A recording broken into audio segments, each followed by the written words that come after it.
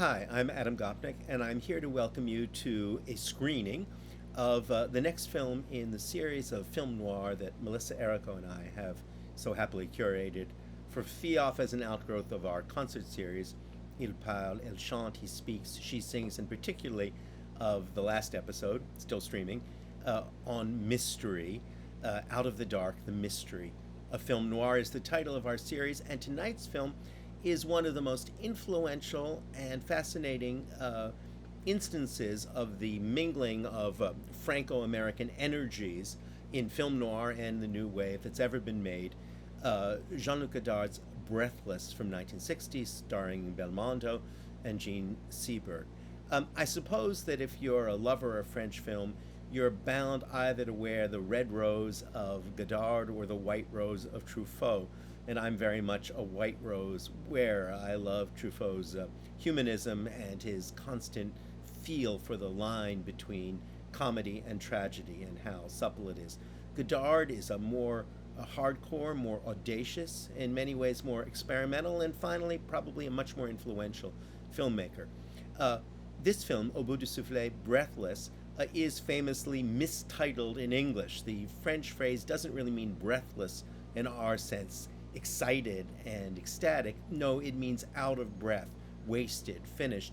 And it's very much Godard as a man of the left's comment, this film, on the exhaustion of American commercial culture and even of the American movies that he loved, where so many of the French film noir we've seen so far are kinds of comments on the style of film noir reapplied to a French setting, as in Truffaut, or migrated to the French idea of an American setting, as in Melville's Two Men in Manhattan.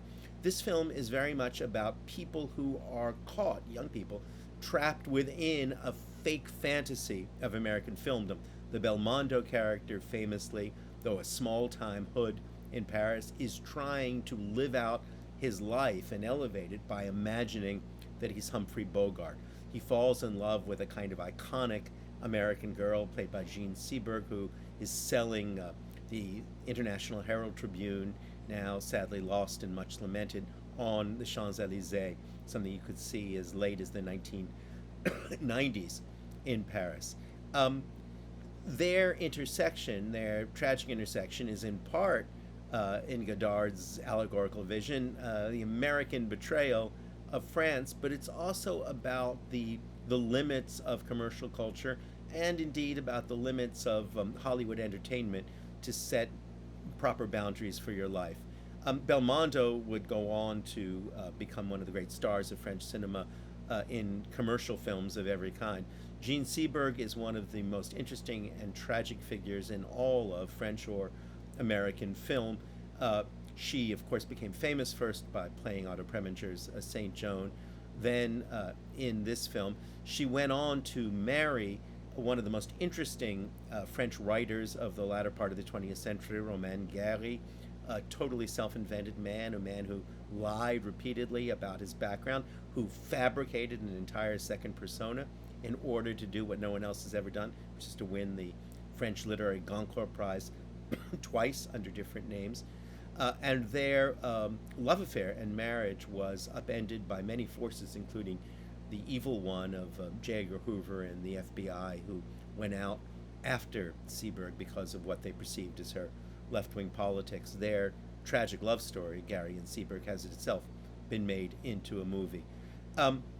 This is a film whose influence depends on things as technical or expressively effective as its jump cutting, its sudden move from one scene to another, on its cinema verite, cinematographic style, and also, as I say, on its hardcore vision that the infatuation with American film, which was so much part of the French aesthetic of the New Wave, far from being simply affectionate pastiche, has in it some of what Godard saw as the corruption of commercial culture and the illusion of American entertainment.